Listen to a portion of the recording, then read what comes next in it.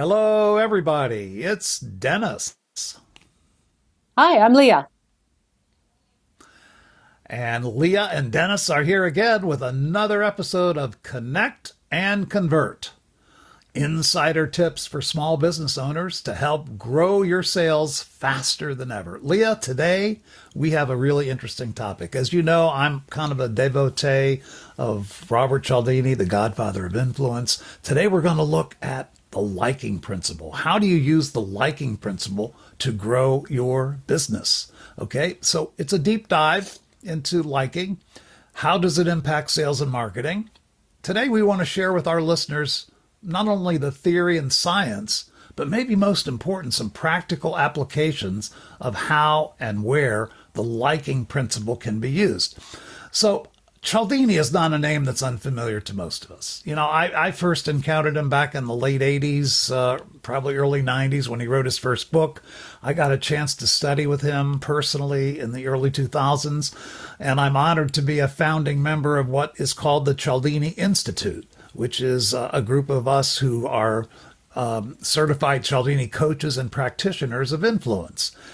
His 7 principles are used every day in sales and marketing because they appeal directly to the System 1 brain. The System 1 brain, our fast brain, our automatic brain, our intuitive brain, using heuristics, shortcuts to get to decisions. What I love when you're talking about him, Dennis, you have such an obvious respect and love, but also a knowledge of how to take that information and share it with people that are familiar with the name. Because if you're involved in sales or training in any way, Cialdini, that's a name that has come up, and no doubt most of our listeners have read. But your depth of understanding, I love hearing you pick out the little important parts and how it applies to real life sales. Yep. It's a passion, as you can tell. I love it. Speaking of passion, that always reminds me of Wizard Academy. You and I are both passionate. You have been involved for years and years, as have I. You a little bit more directly, but they are a sponsor of our podcast, and all things training, all things that are important when it comes to dissecting the why. And when you, especially with this topic, because speaking of the brain, wow, that is a lot of information that has been provided by the Academy in terms of why we do what we do and how advertising works and how persuasion works. For sure. One of the courses that I highly recommend is a course called Da Vinci and the 40 Answers. Mark Fox, who is a real rocket scientist, or in his former life, he teaches that course. He's written the book as well, but you got to go to the course on campus at Wizard Academy in Austin. It is mind-blowing and transformational. Da Vinci and the 40 Answers. The other one you got to take in is the Magical Worlds. That is the big daddy of all of the Wizard Academy courses. That was the one that kind of spurred Roy Williams' 3 books that he wrote, his trilogy, his best-selling trilogy, and it is still taught to this very day by the chancellor of the Wizard Academy, Daniel Whittington, and it is a must-take course. So talking about the brain, Leah, those are 2 that will get inside the bean. That's for sure. Yeah. And you know what? Sometimes you see those, you see the diagram of the brain come up, you're reading it in a book or when you're taking Magical Worlds and you go, oh, this looks like something I was supposed to memorize back in biology 10. But the reality is there's reasons behind why advertising works, why people need to have an understanding of this gets delved into with those courses. wizardacademy.org. Check it out. Absolutely. Check it out. You'll be glad you did. Yeah. Okay, let's jump into a case study. Okay, I like case studies. I like to talk about the science behind what we're going to talk about because it's not just you and me talking, Leah, although you're pretty smart, but but we have science to back up what we're talking about. How about a story about KPMG, a financial services company? Okay. A few years ago, they decided to examine the relationships between their account managers, basically sales guys, and their clients. So they developed some kind of complex algorithm, right? And they categorize the relationships in 3 ways: weak, average, strong. Okay. What do they want to find out? Well, if the strength of the relationship had any impact on the acceptance of proposals, basically on closing sales. Well, guess what? What do you think they found, Leah? You can probably guess. What did they find? Well, it has to have a positive reflection. It just has to. I'm sure the science will back this up, because when you think of even the word relationship, friendship, these are in-depth connections that people make. I'm actually pretty impressed that they even did this, because years and years ago there was a fear that if you were too close to a customer, that meant you weren't representing what you're supposed to be selling properly. And that's a great idea. It is. Yeah, it's not something that. I remember. Well, yeah, it's like, oh, you don't want to be too close. You're working, 49% for the customer, 51% for us. The reality is, it should always be win-win. And when do we want people to win? It's when we have relationships with them. It's our spouses, our family, our friends, our customers, the ones that we're the closest to. So my guess, my money is on this having a positive connection. Okay, a good choice. And the survey says weak relationships, only 30% acceptance. Average relationships, that bumped up 15 percentage points to 45. But fasten your seatbelt, Leah, 70% conversions on strong relationships. So you are absolutely right. I think intuitively we kind of all know this, but you know what? It's nice to have science prove this. You don't need, here's the key finding of this research project. You don't need to spend months and years developing a relationship. It's nice if you do, if you can, but guess what? Due to System 1 automatic intuitive thinking, you can develop the strong perception of a relationship within about 10 to 15 minutes. System 1 brain acts fast, and System 1 brain reacts to liking. We are more likely to be influenced by people that we like. Duh. Maybe kind of intuitive, but scientifically proven. Okay, but this is quite interesting, because it doesn't mean that you have to be going for lunch or going for a beer with your clients all the time in order to have this connection. It doesn't mean you even have to be in the same, I'm a mom of 3 boys. Does that mean that I can't have a strong relationship with, I can think of a client of mine who's a farmer, right? And has a huge family, but they're all grown up. So, the how of it, that's what comes to play. That's what makes the difference. Right. And it's not as difficult as some would lead you to believe it is. We always get into this. In another episode, we'll talk about that how we can develop that liking very quickly. We have some other tips here in this one, so stay tuned. But that's a great subject, that it doesn't have to be a lifelong best buddy relationship to work. Okay? I want to jump to something now called the halo effect. Now, as I look at you on this podcast, I can see your face, and I can see your head, and I see that light surrounding the top of your head. Yeah, absolutely. Yeah, we know that you have that halo effect. Well, guess what? That tendency, it's a bias, it's a cognitive bias. It allows one specific good trait of a person or of a company or of a product or a service to positively influence our judgment about all other traits. Isn't that amazing? The halo effect. If you consider a person, for instance, to be a warm and friendly person, you will also attribute other attributes to that person without any knowledge of their veracity. Now, again, it's a cognitive bias. It's sometimes called a blind spot, but it's part of System 1 thinking. Have you ever found yourself in a situation like that, where one positive thing has given you a positive brush on the entire situation?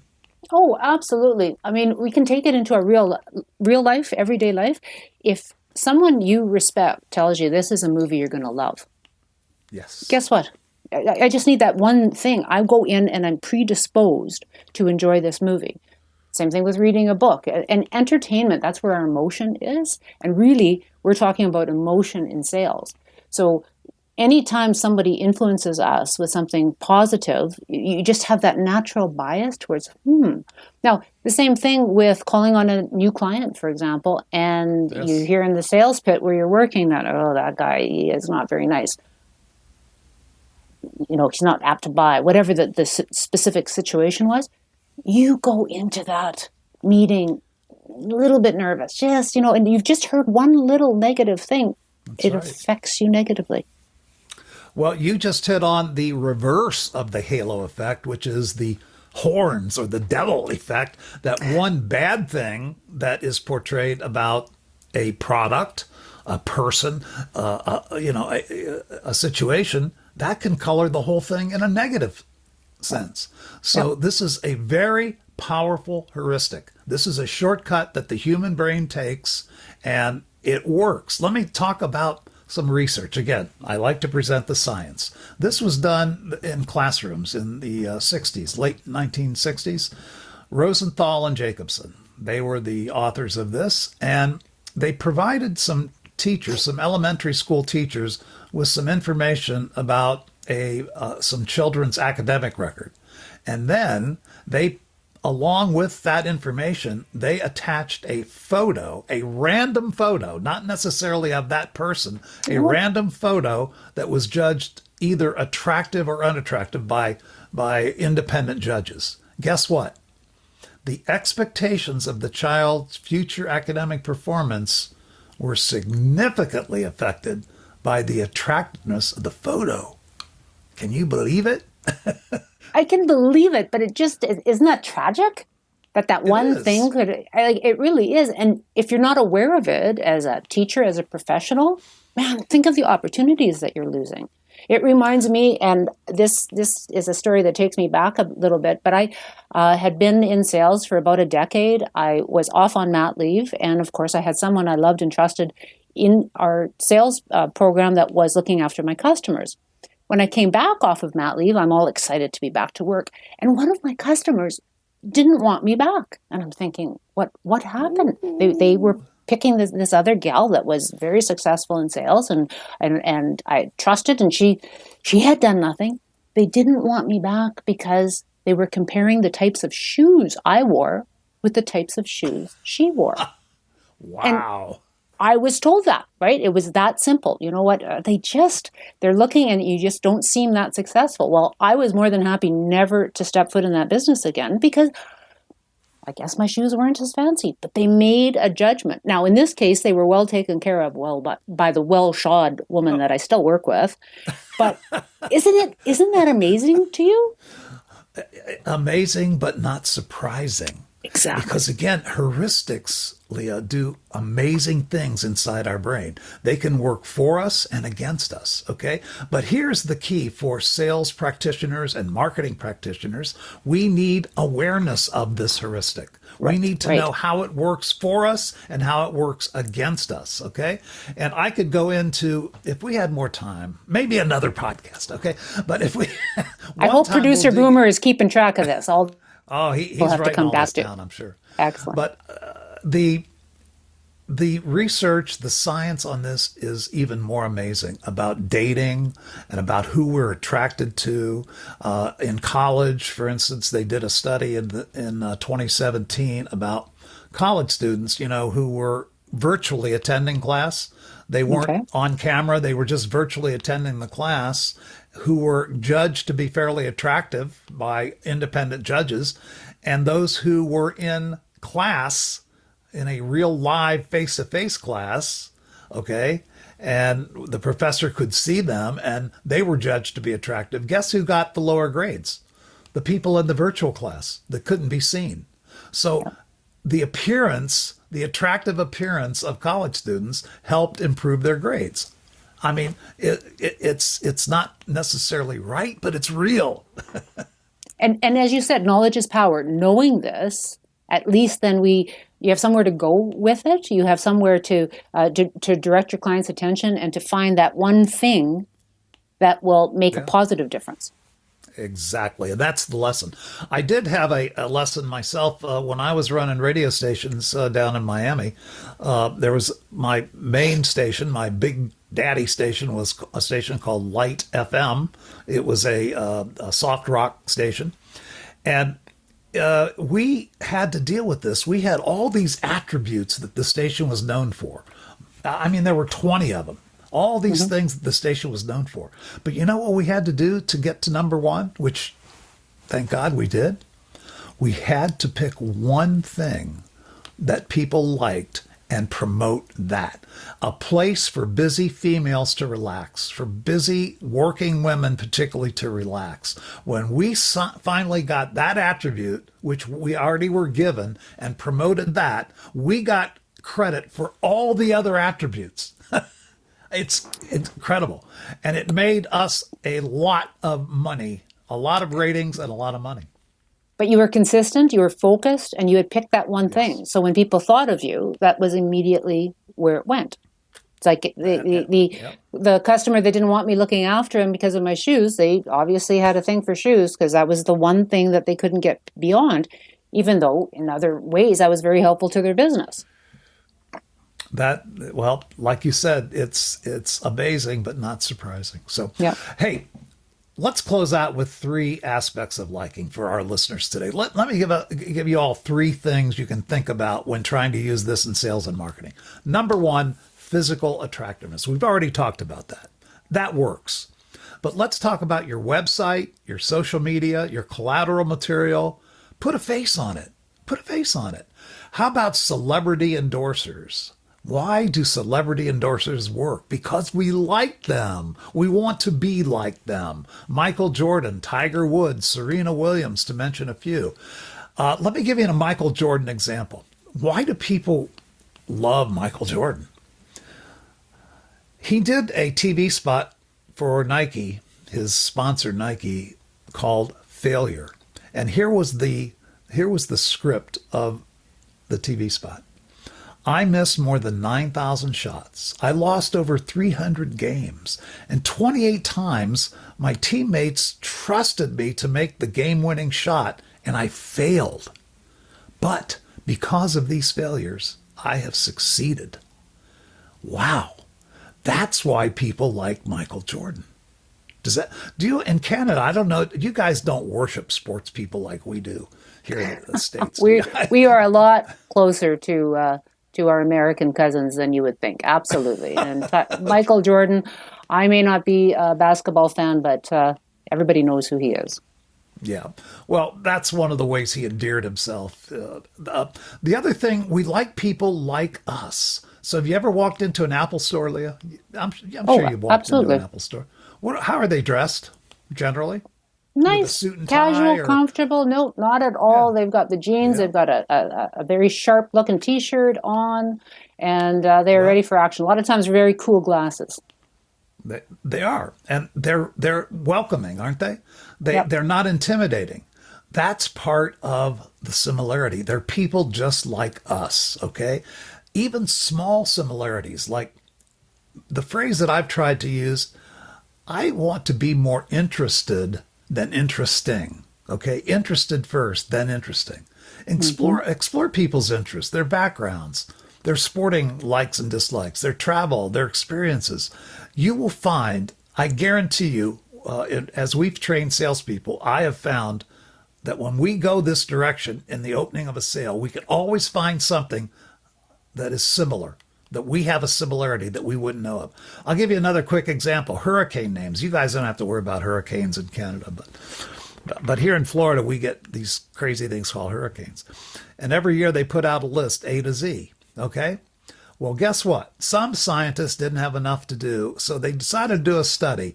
The first letter in the name of the hurricane resonates with people who share the same first letter. For instance, Sandy, the Hurricane Sandy, people with the first letter S in their name were 260 times more likely to donate to help the victims of Sandy. And Sandy was a nasty hurricane, okay? Isn't that interesting? Sorry? That's interesting because they connect with the name or with the letter. Similarity. Yeah. That's a tiny similarity. The same was true of Katrina, Hurricane Katrina. People whose names began with K donated more than other people. It doesn't matter It's small. You may have experienced this, Leah. Well, when I think of hurricane names, what I remember is when they made the switch from it always being a feminine name, always being a woman's name, and now they go back and Yes. forth. And that They was go back and stark forth. because I remember as a little girl going, having that discussion with my dad. And it was, the fieriness of women. That's why they picked that. But the reality is they had to switch it because that did influence how people were looking at storms.